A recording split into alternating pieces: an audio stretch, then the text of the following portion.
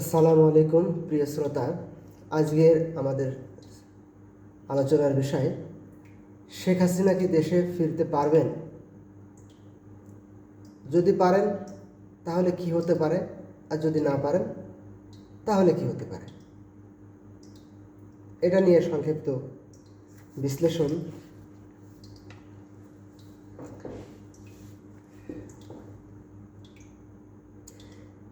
শেখ হাসিনা কি দেশে ফিরতে পারবেন কি পারবেন না, এটা বোঝার জন্যে আমরা আগে বোঝা দরকার একটা বিপ্লব কেন হয়।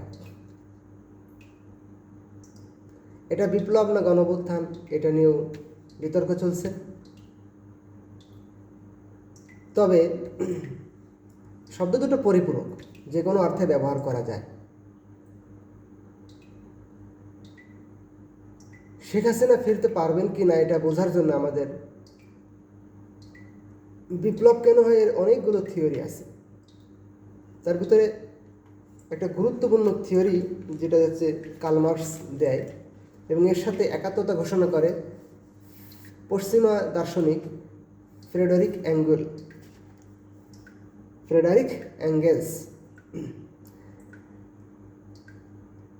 এনাদের দুইজনের কাছাকাছি মত, দুইজনের কথা হলো, থিওরি অ্যান্ড প্র্যাকটিসের মধ্যে যখন অমিল থাকে তখন বিপ্লব হয়। যেরকম স্বাভাবিকভাবে তো দেশে দুর্নীতি হওয়ার কথা না, স্বজনপ্রীতি হওয়ার কথা না, রাজনৈতিক হত্যাকাণ্ড হওয়ার কথা না, মানুষের বাক স্বাধীনতা থাকার কথা, কিন্তু বাস্তবে তো সেটা হয় না। এটা জাজ্জল্যমান প্রমাণ বাংলাদেশে বর্তমান রয়েছে। এটাকে উনি বলেছেন যে থিওরি অ্যান্ড প্র্যাকটিসের ভিতরে যখন বিস্তর ফারাক হয়। তা আমরা একটা অফিস আদালতে গেলে কত শতাংশ কাজ দুর্নীতি ছাড়া হয়, ঘুষ ছাড়া হয়। যদি এটা 50% উপরে হয়, যে 10টা ফাইল পড়লে 6টা ফাইলে ঘুষ লাগে, তাহলে সে দেশে অবশ্যই বিপ্লব হবে। এটা কার্ল মার্কস ও ফ্রেডারিক অ্যাঙ্গেলসের মতে। এখানে অবশ্যই আমার ব্যক্তিগত একটা মত আছে, আমি এই মতে সন্তুষ্ট নই। কারণ পৃথিবীতে প্রায় সব রাষ্ট্রে দুর্নীতি হয়, স্বজনপ্রীতি হয়, রাজনৈতিক হত্যাকাণ্ড হয়, প্রতিপক্ষকে হত্যা করা হয়, দেশের স্বার্থ বিকিয়ে দিয়ে অন্য দেশের দালালি করে দেশের লোক, এটা হয়।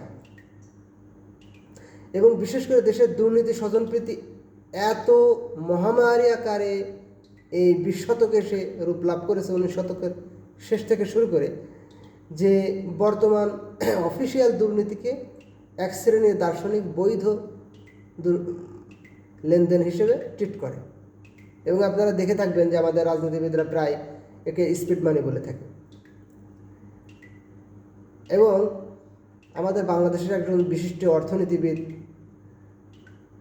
একটা বই লিখেছিলেন, ডক্টর আকবর আলী খান, পরার্থ অর্থনীতি। এখানে উনি বিস্তারিত বর্ণনা করেছেন এবং সেখানে মানুষ কীভাবে দুর্নীতি করে, কেন দুর্নীতি বৈধ, কেন দুর্নীতি অবৈধ আলোচনা করেছেন। আমার মতামতটা হচ্ছে,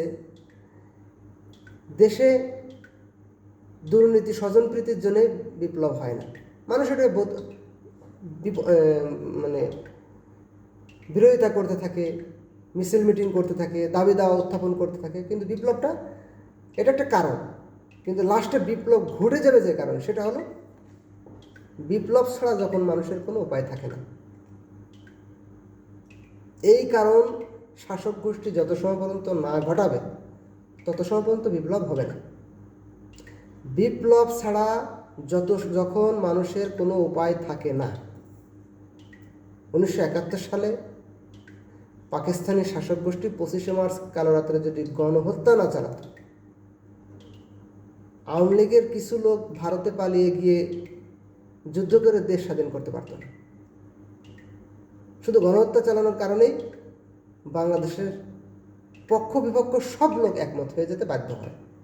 যদিও সেখানে রাজনীতি করা হয়, এক গ্রুপকে ভারত গ্রহণ করেন, ইসলামপন্থীদেরকে তারা ভয় পায় ভারতের জন্য, এজন্য ভারত গ্রহণ করেনি। সেখানে সেকুলারিজমকে ভারত বেছে নিয়েছিল, তাদেরকে বেছে বেছে ট্রেনিং দিয়ে, তাদেরকে সুযোগ সুবিধা দিয়ে, তাদেরকে পেট্রোনাইজ করে 53 বছর বা 54 বছর বাংলাদেশের মানুষকে জিম্মি করে রেখেছে, এটা আলাদা কথা। আমাদের যে সামনে যে বিপ্লবটি ঘটলো আমাদের চোখের সামনে 5 আগস্টের যে বিপ্লবটি, এটাও খেয়াল করে দেখেন যে লাস্টে শেখ হাসিনার পুলিশ বাড়ি বাড়ি গিয়ে, মানে ইউনিভার্সিটিগুলো ভ্যাকান্ট করে দেওয়ার পর ছাত্ররা বাসায় বাসায় আত্মগোপন করে, তখন বাড়ি বাড়ি গিয়ে প্রত্যেকের মোবাইল চেক করা শুরু করলো এবং সেখান থেকে ধরে এনে অনেকে শ্যুট করে দিচ্ছিল, আবার কাউকে হেলিকপ্টার দিয়ে গুলি করে হত্যা করা হচ্ছিল। মোটামুটি ঘরে অবস্থান নেওয়ার সুযোগ ছিল না মানুষের। ঘরে অবস্থান নেওয়ার সুযোগ যদি রাখতো, শুধু মাঠে মোকাবেলা করতো, তাহলে এই আন্দোলনটি সর্বশেষ দমন করা যেত। যখন হেলিকপ্টার দিয়ে গুলি করা শুরু করছে, চারিদিক থেকে মানুষ ঘরে থাকা আর নিরাপদ বোধ করছে না, পুলিশ প্রত্যেকের বাড়ি যাচ্ছিল, মানে কাউকে ঘরে থাকতে দিচ্ছিল না। তখনই আসলে বিপ্লবটা অবশ্যম্ভাবী হয়ে দেখা দিল যে মানুষ বাঁচুক আর মরুক, বিপ্লব করতে হবে। তো এটা হচ্ছে আমার থিওরি যে মানুষ বিপ্লব ছাড়া যখন উপায় থাকে না তখন বিপ্লব হয়। তো এখন আসুন মূল কথা, আমরা যে শেখ হাসিনা কি দেশে আসতে পারবে, তো শেখ হাসিনা দেশে আসতে পারবে বা কীভাবে পারবে এটা বোঝার জন্য আমাদের শেখ হাসিনা কীভাবে গেছিল এটা তো আমরা জানি যে সে C-130 আমেরিকান এক প্রকার বিশেষ বিমান, যেটা যে কোনো স্থানে যে কোনো আবহাওয়ায় ল্যান্ডিং করতে পারে। এই বিমান ছিল বাংলাদেশ সেনাবাহিনীর হাতে। এই বিমানের সহযোগিতায় তিনি দেশ ছাড়েন এবং তিনি দিল্লির গাজিয়াবাদ বিমানবন্দরের, এটা হচ্ছে ভারতের বিমান বাহিনীর একটি বিমান ঘাঁটি, এখানে অবতরণ করে। পশ্চিমাদের রাজনৈতিক সাপোর্ট পাওয়ার জন্য তিনি ভারতে থাকতে চাননি। পশ্চিমাদের রাজনৈতিক সাপোর্ট ছাড়া বাংলাদেশে টিকে থাকা যায় না। তিনি ইউকেতে যেতে চেয়েছিলেন, কিন্তু ডক্টর ইউনূসের রাজনৈতিক ইমেজের কারণে, বহির্বিশ্বে বিশেষ করে পশ্চিমা বিশ্বের ডক্টর ইউনূসের ইমেজের কারণে পশ্চিমা রাষ্ট্রের কেউ তাকে গ্রহণ করতে পারেনি, প্রত্যাখ্যান করতে বাধ্য হয়েছে। লাস্টে তিনি দুবাইও যেতে চেয়েছিলেন, সেটাও সক্ষম হননি।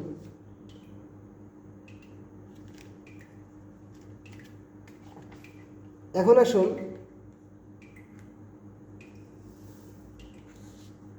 তিনি কিভাবে ফিরে আসবেন।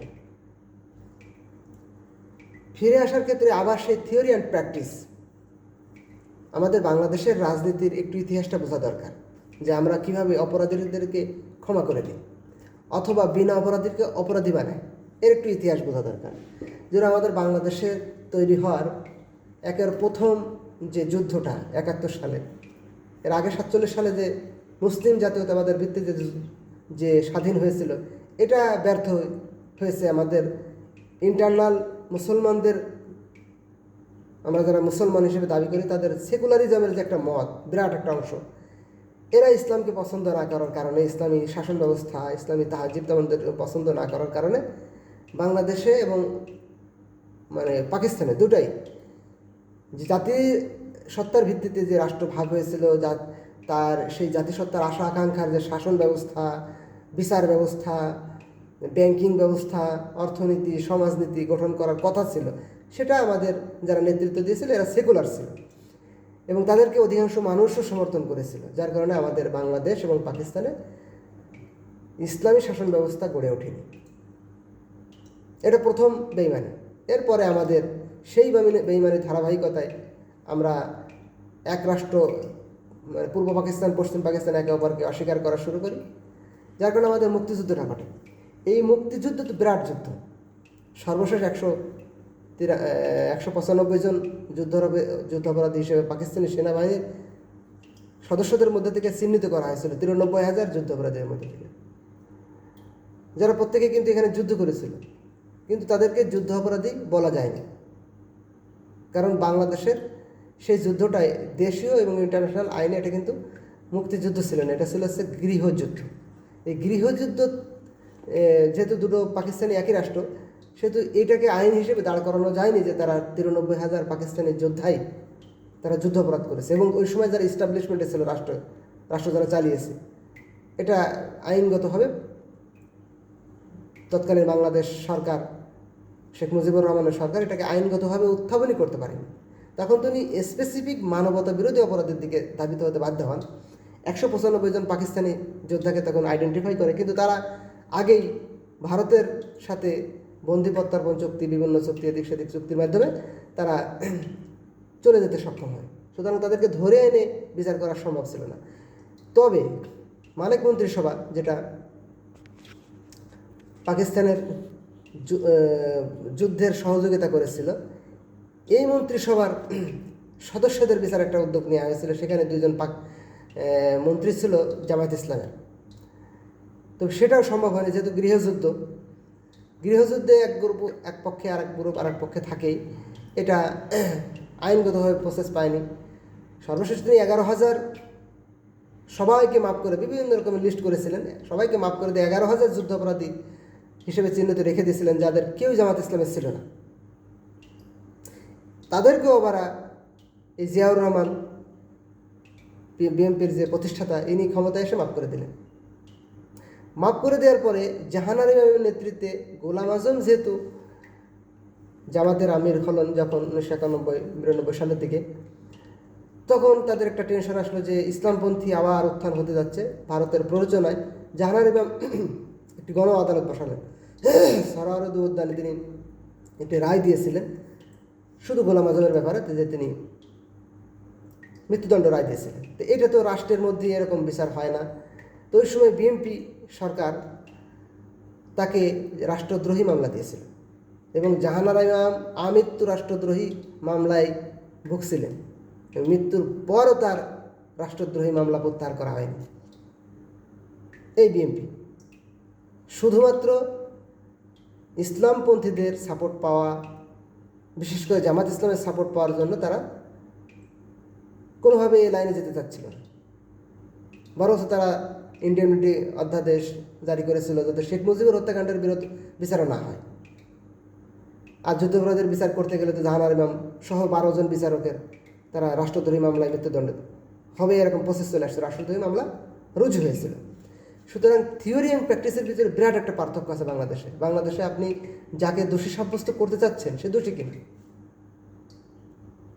এরকম একটা প্রশ্ন সবসময় মানুষের মনে দাগ কেটেছে। আমরা আইডেন্টিফাই করে প্রকৃত দোষীকে সাব্যস্ত আইডেন্টিফাই করতে পারি না, আবার রিকনসিলেশনও করি না আমরা। যেরকম আমেরিকা স্বাধীনতা লাভ করে কিন্তু যুক্তরাজ্যের কাছ থেকে, এর আগে ফ্রান্সের সাথে যুদ্ধ করেছে, তারা স্পেনের সাথে যুদ্ধ করেছে, কিন্তু সেই আমেরিকা কিন্তু ইউরোপের সব রাষ্ট্রের সাথে দহরম মরম সম্পর্ক, মিলেমিশে তারা মুসলমান হত্যা করে, মধ্যপ্রাচ্যে আক্রমণ করে, একসাথে ন্যাটো বাহিনী গঠন করেছে বহির্বিশ্বের যে কোনো রাষ্ট্রের সাথে যুদ্ধ করার জন্য। আমেরিকা পৃথিবীর ইতিহাসে জঘন্যতম পারমাণবিক বোমা আক্রমণ করে জাপানের সাথে আমেরিকার বিস্তর ভালো সম্পর্ক। ভিয়েতনামের সাথে অনেক বছরের বছর যুদ্ধ করেছে, সেই ভিয়েতনামের সাথে আমেরিকার খুব ভালো সম্পর্ক। তো এভাবে দ্বিতীয় বিশ্বযুদ্ধে আমেরিকা তো তার প্রধান শত্রু রাশিয়ার সাথে চুক্তি করে যুদ্ধে নেমে দেয়, একপক্ষ হয়ে যায়। কিন্তু আমরা না পারছি যুদ্ধ অপরাধীকে আইডেন্টিফাই করতে, কে প্রকৃত যুদ্ধ অপরাধী তার বিচার করতে। আবার আমরা অভ্যন্তরীণ শত্রুতা তৈরি করছি, আমাদের জাতির মধ্যে বিভেদ তৈরি করছি, যেটা বেনিফিট পাচ্ছে ভারত। এটা ইন্ডিয়া করছে আমাদের কিছু দালালের মাধ্যমে। এটা প্রকৃতপক্ষে বাংলাদেশের মানুষের চেতনা নয়। দেখেন আপনি খেয়াল করে যে গত 26 সালের নির্বাচনে যদি বাংলাদেশের মানুষের চেতনা ওইটা হতো, তাহলে আওয়ামী লীগ তো অন্ততপক্ষে 50%, 40 থেকে 50% ভোটের মালিক। বাংলাদেশে ভোট কাস্টিং হওয়ার কথা 60% নিচে, ভোট কাস্টিং হয়েছে কত? মানে গতানুগতিক আওয়ামী লীগ, বিএনপি সহ সকল দল নির্বাচনে অংশগ্রহণ করলে 70 থেকে 80% ভোট কাস্টিং হয়, ঠিক সেটাই হয়েছে। তার মানে ভারতীয় হেজেমনি বাংলাদেশ ধারণ করে না, শুধু ভারতীয় দালালদের মাধ্যমে এটা ম্যানিপুলেট করে নির্বাচন করা হয়। তাহলে যাই যুদ্ধ অপরাধী কারা, আমরা এটা থিওরি অ্যান্ড প্র্যাকটিসের ভিতর পার্থক্য করেছি। মুক্তিযুদ্ধ আমরা পাকিস্তানের সাথে করেছি, কিন্তু পাকিস্তানকে বন্ধু বা শত্রু গ্রহণ করার ক্ষেত্রে বিস্তর থিওরি প্র্যাকটিসের ভিতরে পার্থক্য করেছি। বিশেষ করে ভারত আমাদের কিন্তু জাতীয় শত্রু। ভারত আমাদের কোনোভাবেই উঠতে দেয় না।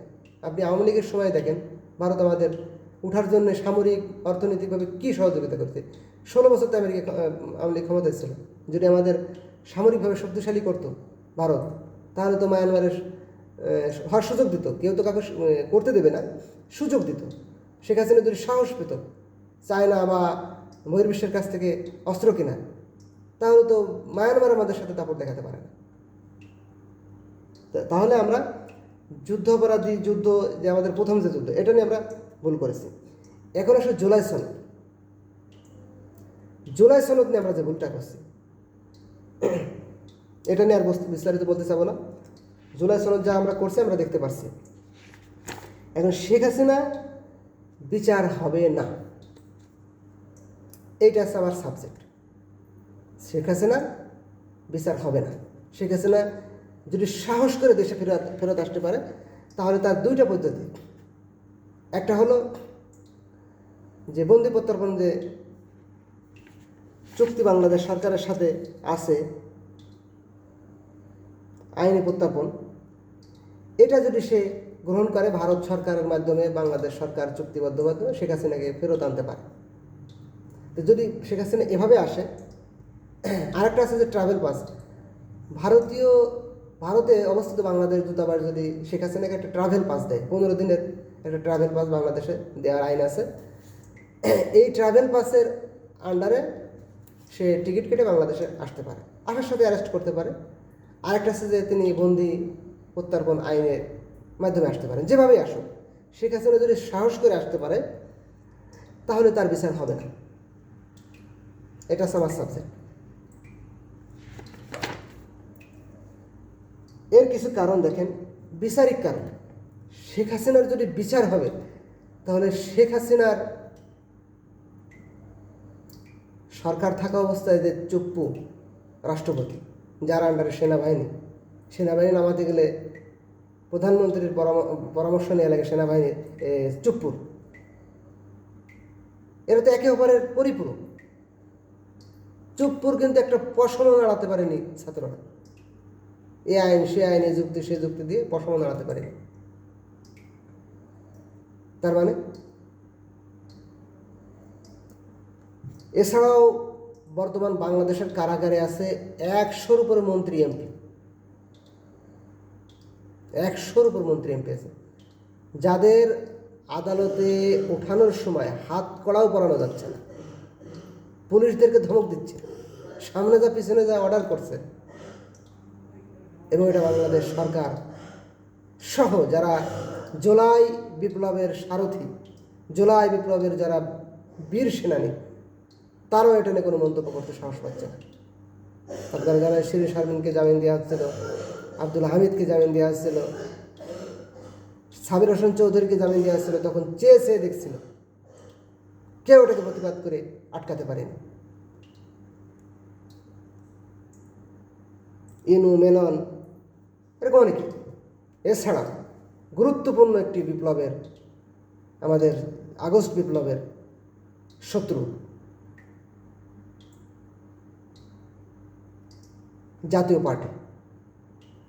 আপনারা মনে আছে হয়তো যে জাতীয় পার্টিরকে শেখ হাসিনা কাছে রাখতে পারতো শুধু রওশন এরশাদের সহযোগিতায়।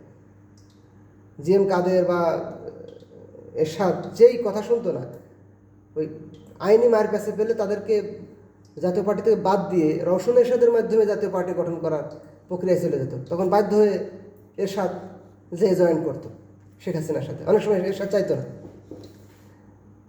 এই রওশন এরশাদ কিন্তু বনানীর সেতু ভবন দেখতে গিয়েছিল, ছাত্ররা যখন পড়ায়, তখন তার তীব্র প্রতিবাদ করেছিল, তার বিচার চেয়েছিল। তার মানে 5 আগস্ট এর যে বিপ্লব, এই বিপ্লবের যে জুলাই মাসব্যাপী যে আমাদের বিপ্লব চলে, এই বিপ্লবের সময় প্রচণ্ড পরিমাণে যে হত্যাকাণ্ড চলে বাংলাদেশের মানুষের উপরে, সর্বাত্মক সমর্থন দিয়েছিল জাতীয় পার্টি। জাতীয় পার্টির একটা নেতাকে অ্যারেস্ট করতে পারেনি। অশনি সংকেত। জুলাই বিপ্লবের কোনো হত্যাকারীর বিচার করতে পারবে না এই সরকার। এটা চাঞ্চল্যমান চোখের সামনে। এখন আসুন রাজনীতি, এটা বিচারিকভাবে হচ্ছে না। কারণ শেখ হাসিনা দেশে আসার পর যদিও 3 মাস পার হয়ে যাবে, আইনে বলা আছে 3 মাসের ভিতরে রিভিউ করতে হয়, কিন্তু এরপরে তিনি রিভিউ করতে পারবেন। কারণ বাংলাদেশের নজির আছে, আপনারা জানেন যে আবুল কালাম আজাদ, ATM আজহার এনারা কিন্তু সম্প্রতি ওনারা কিন্তু মৃত্যুদণ্ডপ্রাপ্ত আসামি ছিলেন। বছরের পর বছর পর পট পরিবর্তনের পর তিনি রিভিউ করে খারিজ পেয়ে জামিন পেয়েছেন। এটা তো তাদের অধিকারও ছিল, তাদের বিরুদ্ধে অত্যাচার করা হয়েছিল, এটা তো এক পক্ষের দাবি, কিন্তু যারা ফাঁসি দিয়েছিল তাদের দাবি তো এটা নয়।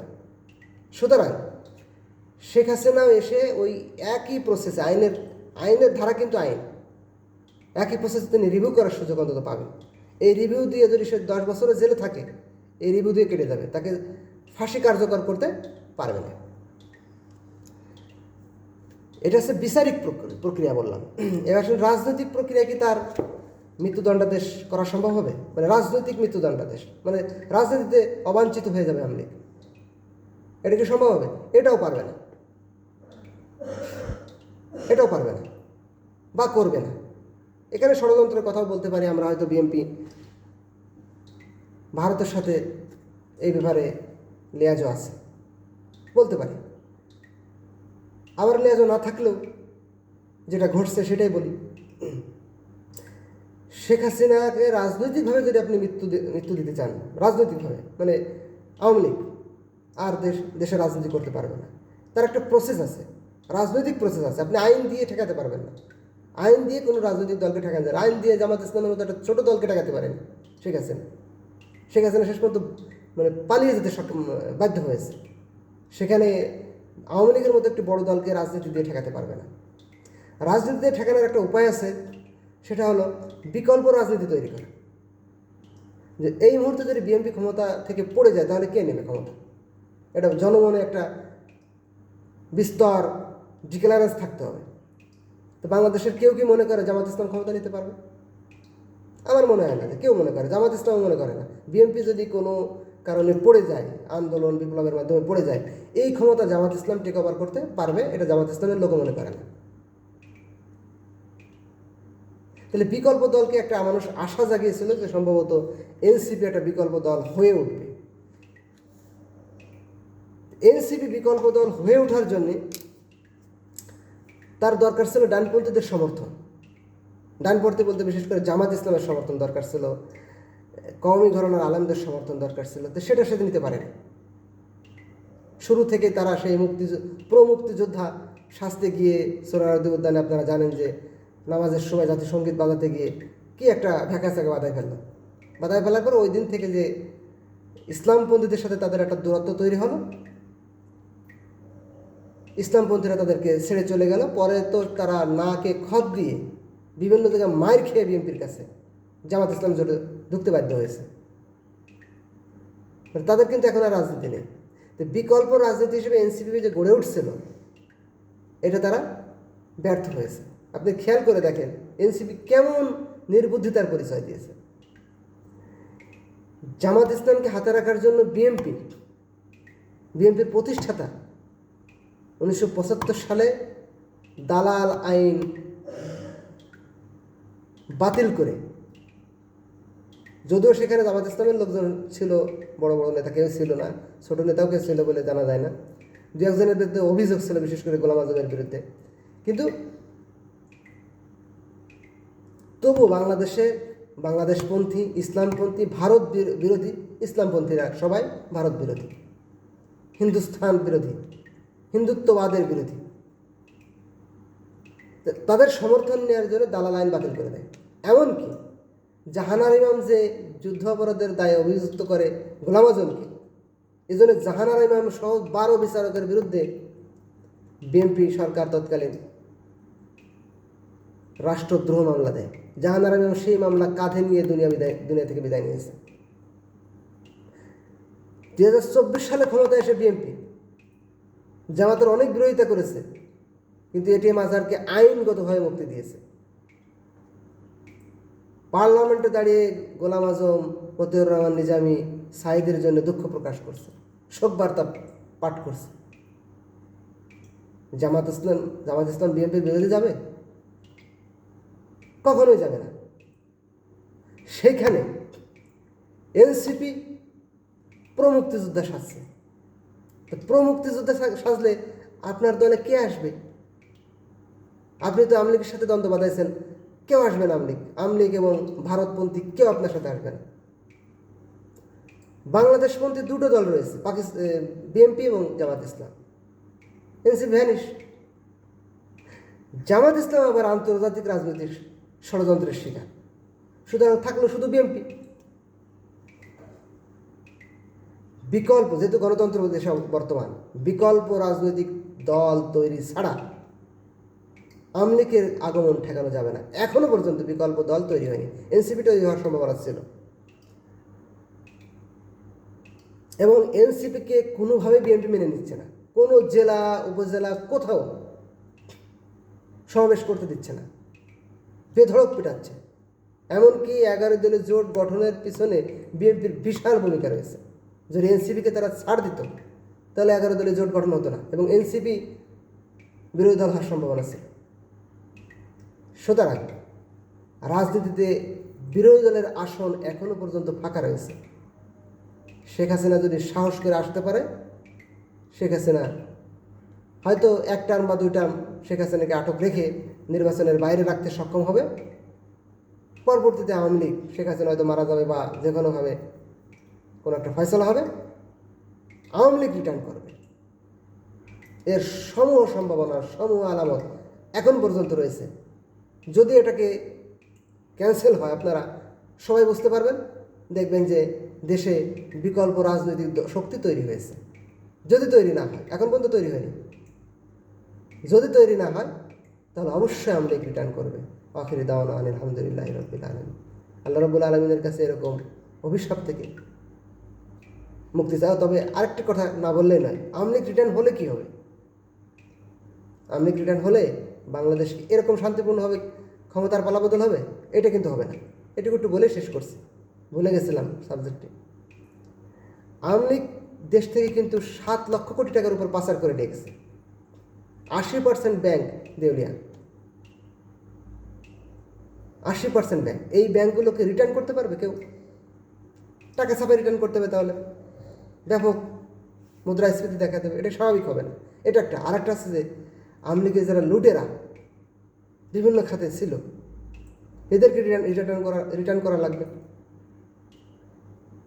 এই রিটার্ন করতে গিয়ে যে চাপ তৈরি হবে, যে বর্তমান যে সরকার যে ভ্যাকুম রিপ্লেস হয়ে যাচ্ছে, আওয়ামী লীগের জায়গাগুলো রিপ্লেস করে ফেলতেছে, আওয়ামী লীগ পালিয়ে গেছে, এই আওয়ামী লীগ যদি আসে সেইগুলো জায়গাগুলো আবার উদ্ধার করতে যায়, তাহলে গৃহযুদ্ধের সম্ভাবনা আছে। আওয়ামী লীগ ফিরে আসার প্রসেসটা স্মুথ হবে বলে মনে হচ্ছে না। আওয়ামী লীগ যদি ফিরে আসে, দেশে গৃহযুদ্ধ বাঁধতে পারে। আল্লাহ রাব্বুল আলামিন আমাদের সবাইকে হেফাজত করুক সেরকম ক্রান্তি লগ্ন থেকে, বিপদ মুহূর্ত থেকে এই আশায় ব্যক্ত করছি। আখিরি দাওয়ানা আলহামদুলিল্লাহি রাব্বিল আলামিন।